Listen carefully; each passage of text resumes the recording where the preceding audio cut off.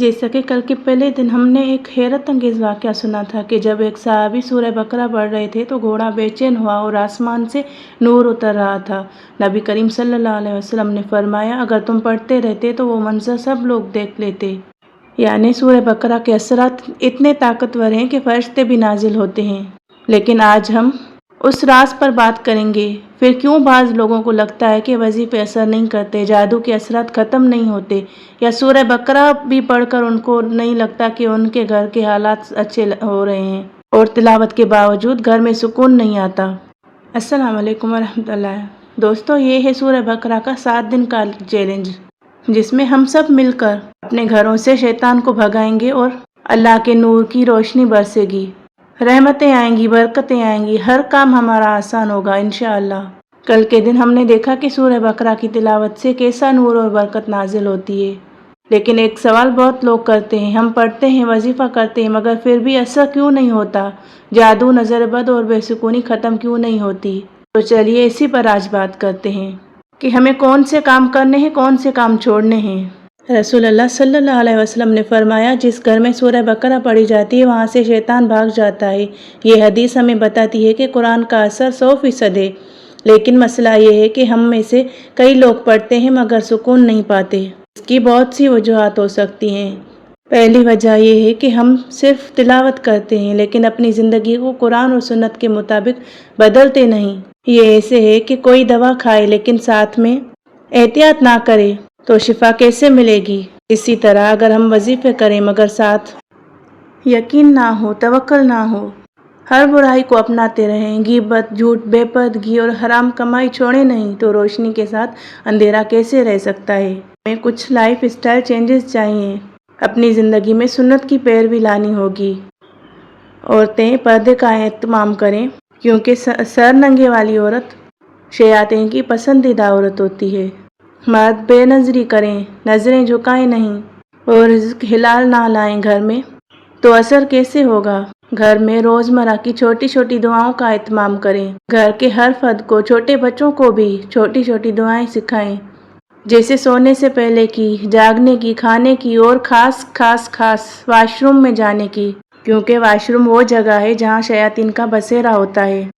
آج کل ہر گھر میں اٹیچ باتھ ہیں، تو واش روم کا ڈور ضرور بند کریں اور واش روم میں جانے کی دعا ضرور پڑھیں، تاکہ آپ وہاں جا کر اللہ کی حفاظت میں رہیں جہاں شیاطین کا بسیرا ہوتا ہے۔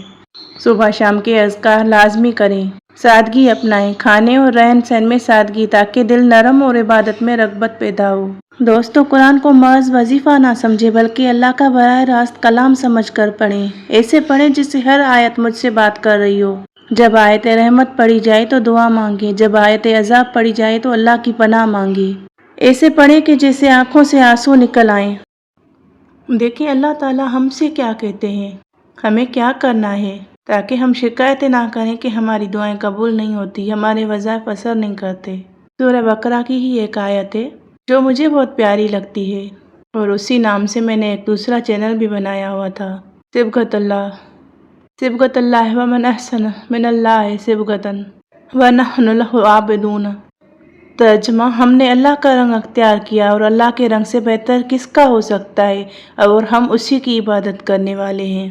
یہی اصل راز ہے۔ جب انسان اپنی زندگی کو اللہ کے رنگ میں رنگ لیتا ہے، اس کا چلنا پھرنا، بولنا، سوچنا سب قرآن و سنت کے مطابق ہو جاتا ہے، تب دل کو وہ سکون ملتا ہے جو دنیا کی کسی چیز میں نہیں۔ اسی وقت انسان اللہ کی وحدانیت کی لذت محسوس کرتا ہے۔ جس انسان پر اللہ کا رنگ چڑھ جائے تو بھلا اللہ کے رنگ سے بھی بہتر کوئی رنگ ہو سکتا ہے؟ اور پھر کوئی جادو، کوئی حسد، کوئی پریشانی اس پر نہیں ڈال سکتی، کوئی بھی برا اثر، کیونکہ وہ پورا اللہ کا ہو چکا ہے۔ یہ سورہ بقرہ کی آیت 138۔ اسی کے ساتھ ایک اور آیت کا میں ذکر کروں گی، وہ بھی سورہ بقرہ کی ہے، اور وہ ہے آیت نمبر 137۔ پھر اگر وہ بھی اسی پر ایمان لائیں جس پر تم لائے ہو تو وہ ضرور ہدایت پا گئے، اور اگر منہ موڑیں تو وہ صرف ضد میں ہیں۔ سو اے نبی، عنقریب اللہ تمہیں ان کے مقابلے میں کافی ہوگا، اور وہ سب کچھ سنتا اور جانتا ہے۔ اللہ پاک فرماتے ہیں کہ اس کا مطلب یہی ہے کہ ہم ہر وہی کام کریں، اسی چیز پر ایمان لائیں جس پر نبی پاک صلی اللہ علیہ وسلم نے ایمان لایا۔ ان کے لیے اللہ پاک فرماتے ہیں کہ وہ ہدایت پا گئے۔ آیت کے آخر میں فَسَيَكْفِيكَهُمُ اللَّهُ وَهُوَ السَّمِيعُ الْعَلِيمُ، یعنی ان قریب اللہ تمہیں ان کے مقابلے میں کافی ہوگا۔ یہ آیت ہم اپنے اس ارادے سے پڑھیں کسی دشمن کو سامنے رکھ کر تو اللہ ان کے مقابلے میں ہمارے لیے کافی ہوگا۔ پر اللہ پاک کی تعریف بیان کی گئی ہے اور وہ سب کچھ سنتا اور جانتا ہے۔ سبحان اللہ۔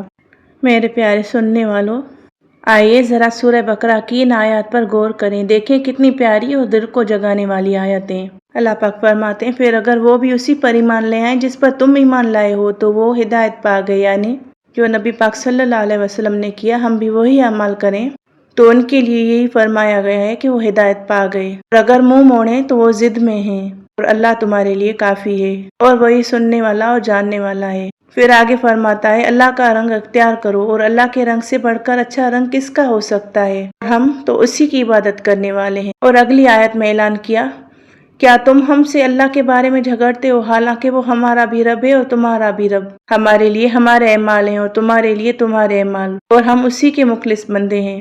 یعنی جو کوئی برا کر رہا ہے تو اس کا برے کا اثر اسی پر ہی ہوگا۔ مومنوں پر تو صرف اللہ کی طرف سے آزمائشیں ہی ہوتی ہیں، اور ان اعمال کے بعد صبر کرنے کے بعد اور اللہ پر یقین رکھنے کے بعد بے شک اللہ پاک بہترین صلاح دیتا ہے انسان کو۔